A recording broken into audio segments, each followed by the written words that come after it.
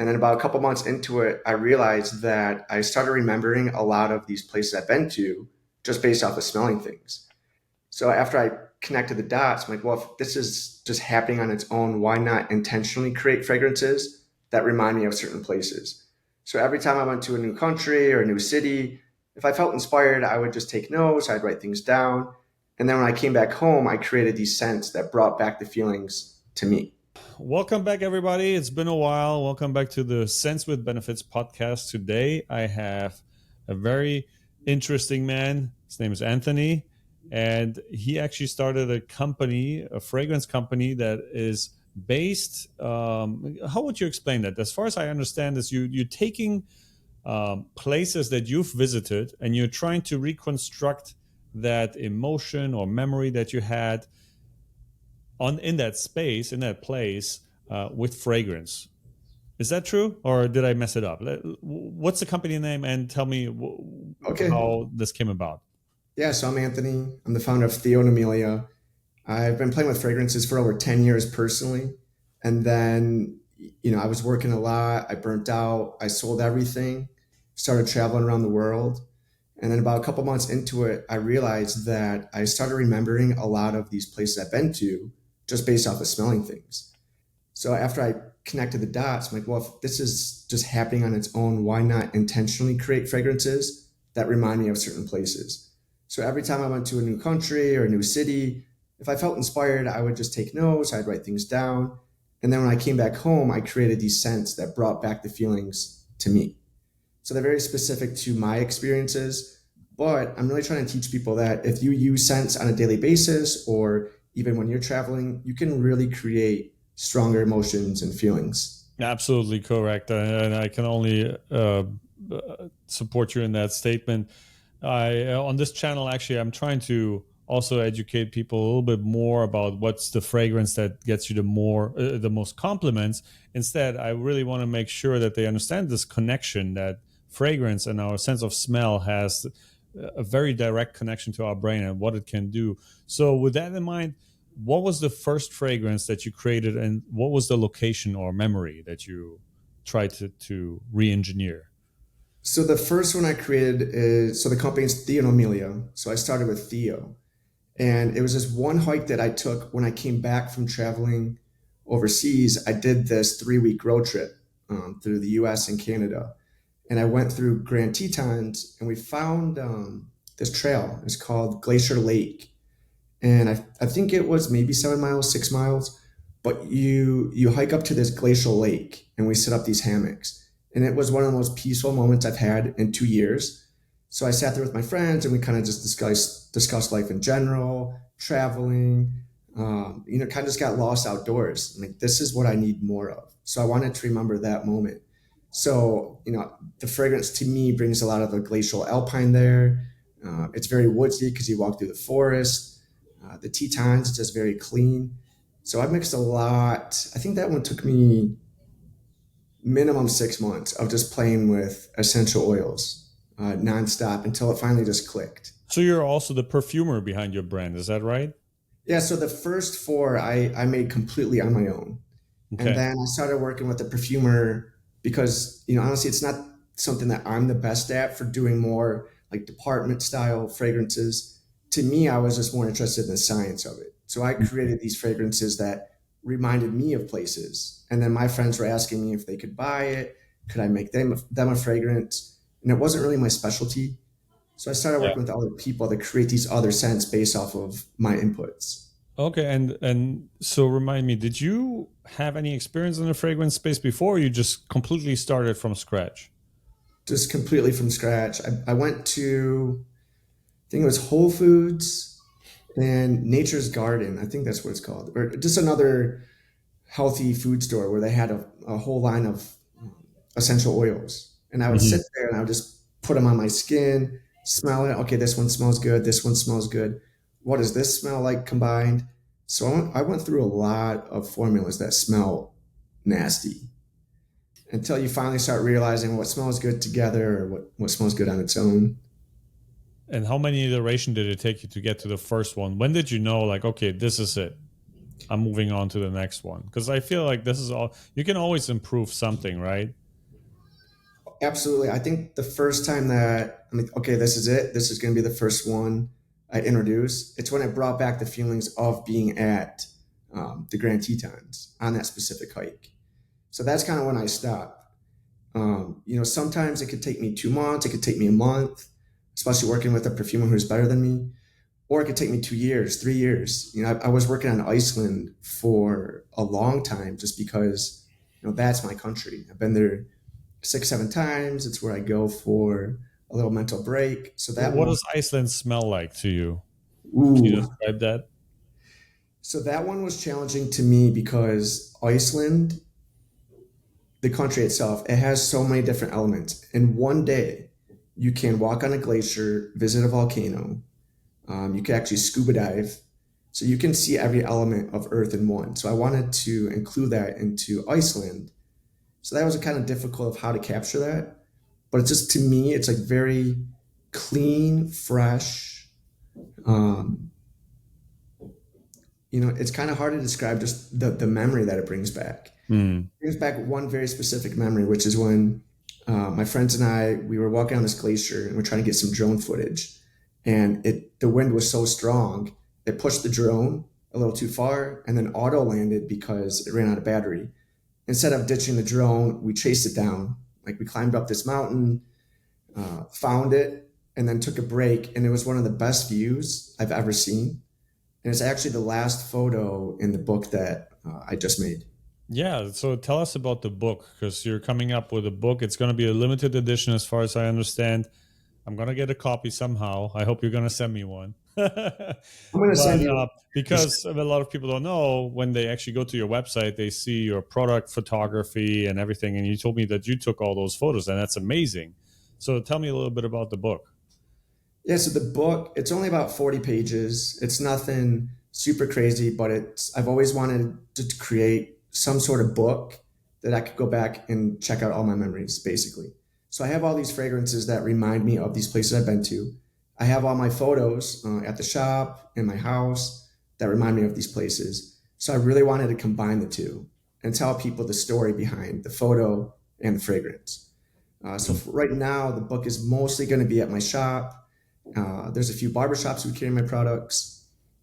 Maybe if people want to buy it, I could send it to them. But I also plan on making like an e-version of it as well. Okay. I mean, my opinion is you should have a high quality print book, sell it at the decent price, that something where it just pays for itself, or, maybe you make some money, but it's good work. So make sure that the photos just look great, because they really deserve to be printed well. And I think people would buy it, and especially fans of your brand. I don't see why not. To me, what I'm noticing, we have a lot in common, because, and we'll talk about more about it in a moment, but I'm also a photographer. Um, and I noticed that, like, we like to create things. At least for me, it's like I get a kick out of every time when I finish the post processing on a photo or on a video, or even on like a 3D model during NFT time. So we'll talk about this in a moment. Yeah. Um, so for the people who are listening, and a lot of them feel inspired maybe to create their own fragrance, what is the best path to just get something out of the door? If you could just spend a moment on talking about that process. Did you go to YouTube, or what did you do to just get it started? I literally just went to Whole Foods, and the other one I just remembered was Vitamin Shop. Yeah. I think they have essential oils there. You can learn all you want. You can go to a perfumery school or go to YouTube, but really the only way that you're going to make a scent that you like is if you go and smell things yourself. Mm-hmm. I have, and because scent is such a strong like correlation to memories, that let's say we both smell lavender, it reminds you of somebody that doesn't give you the best feelings. Whereas to me, it reminds me of someone who gave me great feelings. Mm. So you just got to get in there and start mixing things, trial and error. Yeah, that's a good advice for sure. It's kind of like, I heard the saying that you can read a book on karate, but you won't get a black belt from that, right? Well, it's true. You just Yeah, yeah. But anything is. well, on that, by the way, just a quick question follow up. So you just discussed how obviously we have subjective memories depending on the scent. Obviously, everybody grows up differently. When you create a scent based on a place, are you trying to make it smell like scientifically as the place might supposed to be smelling, or is it something that you associate personally with it? It's mostly for myself. Okay. But for example, Evergreen, it's very foresty. I spend a lot of time in the forest. When I travel, I try to find forests. So that one is my strongest wood scent. Is that Go based on Evergreen in Colorado? No, so it's actually like a twofold meaning. To me, it was just about the forest, and this is something I had in my mind Oh, before I okay. even moved to Colorado. And then I discovered this trail called Chief Mountain, and it's off the Evergreen exit. Hmm. So it's just, it very symbolic as you get off the expressway of Evergreen. That's when you leave the city behind. You get Hmm. to the trail, and now you're out in nature. So it's like a really great balance of city Gotcha. and nature. Yeah, I gotta check that one out because we almost moved to Evergreen. Oh, yeah, that's right. You told me that. Yeah, It's, yeah, it's yeah. We were it's thinking about that. And actually, this morning I had another podcast episode of a different channel from a guy who lives in Evergreen. So the place is calling me. come on out. It's not too far from Denver. Yeah, yeah. We'll see. We'll see for sure. Um, yeah, I wanted to talk a little bit more, and obviously, for those who are interested in your brand right now, we'll leave all the links in the description, and where you can check out the bottles and the scents and maybe some other products that you'll have. I did want to talk about briefly on how we even got connected. So a mutual friend of ours, Antonio from Real Men Real Style, he connected us because he talked to you about crypto or NFTs, if I'm right. And then he told me that, oh man, I found this guy who's actually doing fragrances with crypto or NFT on a blockchain, something. What's your background in that, and what are you working on right now? Yeah, that was when he told me about you. I was like, "There's no way there's someone out there that's in all the same industries as me: photography, NFT, metaverse, and fragrances." I thought I was the only person in all three industries. So that's when he said that we do have to meet. And our first meeting was great. I was like, "Wow, it's great to talk to someone in all the same fields." But when it comes to the NFT and metaverse stuff, I started experimenting with that almost 2 years ago now. Hmm. Originally built an experience called Find Emilia in the sandbox game, where users would have to go to my map and they would find Amelia Earhart. She went missing in like 1937. So Hmm. my whole game was that they had to find Amelia, and if they did, they got access to an NFT. So Hmm. those people with NFTs, they were allowed to go to my website and purchase products that were exclusive to NFT owners. So that was my first experiment within the metaverse and NFTs and the fragrance all together. And it went well, but Right. definitely a lot of room for improvement. Yeah, and especially now, obviously the market is down. Everybody's kind of not going to the, never going to make it, and all Mm-hmm. that type of stuff, right? But well, two things. Number one, there is another company, and we actually featured them here on the channel. It's called Sense of Wood, and they have an NFT subscription. So it's basically as long as you own the token, you get uh, I think like a couple of fragrances as a subscription. There's an end to it, but the holder gets the subscription to periodical releases that are specific to the holders. Um, so that was cool because I did talk to somebody in that space as well. So there's definitely something there. However, it's kind of hard to replicate scent and put it into the metaverse. Myself, I've been running around the Facebook horizons, and I was been asking people what fragrances they like and what they wear right now. It was just kind of funny, and people actually picked it up, like some blogs and all that. So there's some interest there. There's even some people that create those simulators for scent simulators. So I'm curious where that's going to go. But so granted that industry is a little bit on the down low right now. Is there anything that you're working on in a virtual space, in a or AR maybe, when it comes to Mhm. fragrances? Yeah, so I'm still working on a couple experiences with the sandbox, but I'm also working on spatial environments. So they're Hmm. more realistic VR. Sandbox is more like Minecraft voxel art. So they're completely different strategies of how to interact with your customers. Once the Apple headset comes out and people start using VR more, I want people to come to my shop and actually see these places that I've been to. So the whole idea behind my brand is to tell people about the stories, about the travel, and maybe inspire people to visit themselves. So I think to me, like, when you go to a fragrance website, you have to read like this is what the fragrance smells like, which is really tough. Mm, I want to show people where these fragrances were inspired by. So that's my goal with VR and my company personally. gotcha. Very cool. Nice. Um, is there what's the upcoming release now? Do you have anything new coming up for the end of the year, or are you done with your series?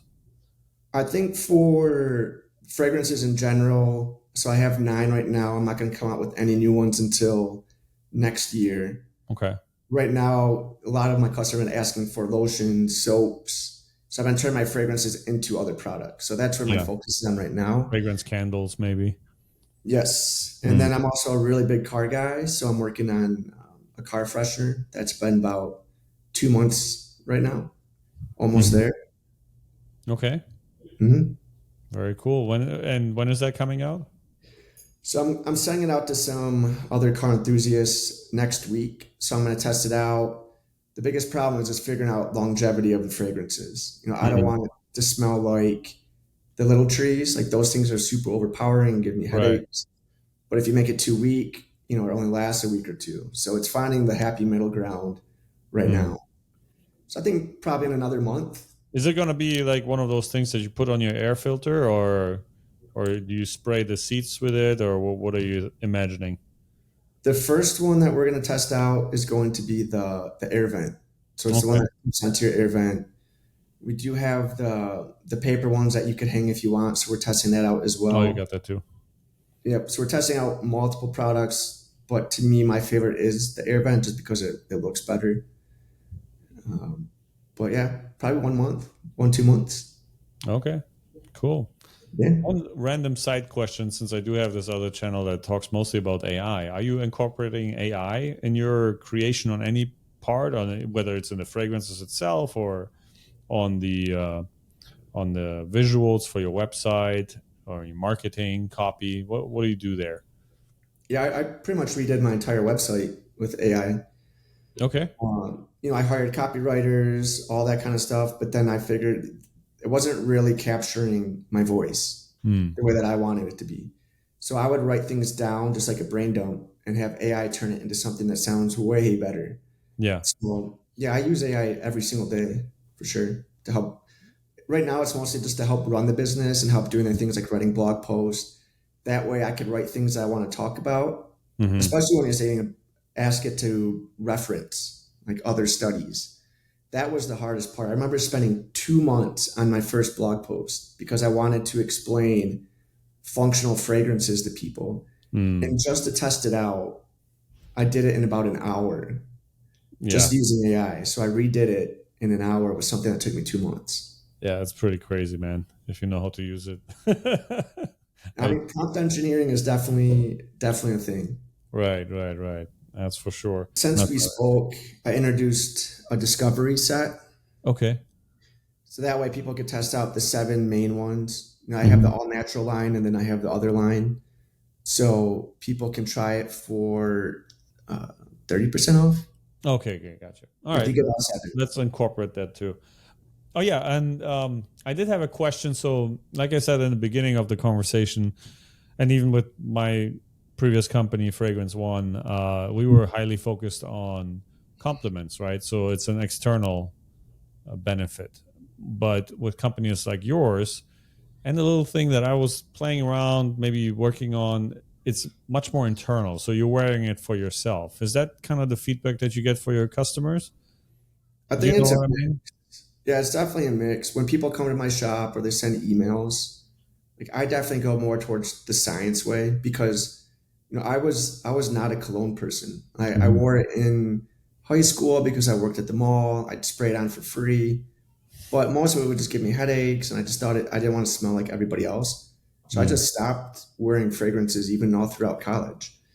And then I discovered the scent because to me, I think we discussed this before, but I'm all about marginal gains. Like if you could do 10 small things per day to help you be a better version of yourself tomorrow, like I'd rather do that than just have one big goal like in 6 months. So between using scents, so like for example, I use bergamot in the morning, Drakensberg I only wear when I work out, Focus I use peppermint and orange, and then sleep, Hinoki is just pure magic to me. I put it on 30 minutes before bed, and my brain knows like you are going to fall asleep in 30 minutes. Mm. So Right. that's kind of the approach I take and try to educate people. But people walk into my shop, but this smells amazing. I love it. They don't care about the story. They don't care about the science. They just care about the scent. So there's a mix. Okay.